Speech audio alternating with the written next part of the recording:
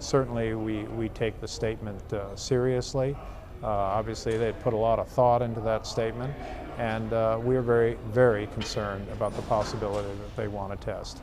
And what they need to understand is that this is really going to affect them for years to come, because we're not going to accept them as a nuclear state.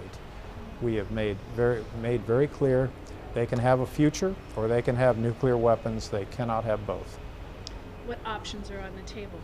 Well, you know, the usual answer to that question is all options are on the table, but I'm going to tell you what we are doing is working very hard with all of our partners, all of our allies, and when we put options on the table, they will be options that we have broad support on, because nobody wants the North Koreans to do this.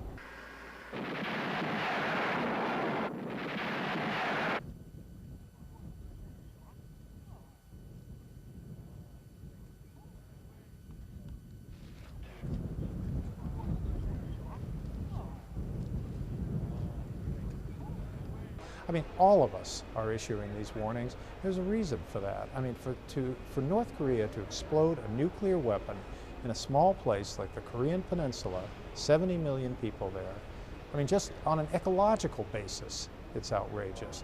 But frankly, politically, we have a deal on the table, a six-party deal. There's a lot there for North Korea.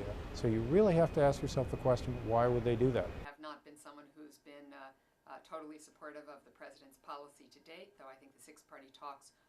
But I do fundamentally believe that North Korea has made a decision that the six-party talks are not going to work for them, that President Bush really is about regime change, not about diplomacy, and that they have nothing to lose. North Korea has looked at other countries like Pakistan, which Ambassador Hill reflected on directly.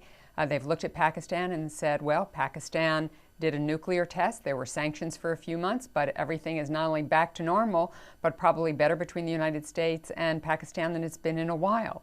And so North Korea is making a judgment that even if we go ahead with this test, we might have to suffer some consequences, but they will be short-lived, and then the world will have to deal with us as a nuclear weapon state, and that gives us power and leverage in any subsequent diplomacy.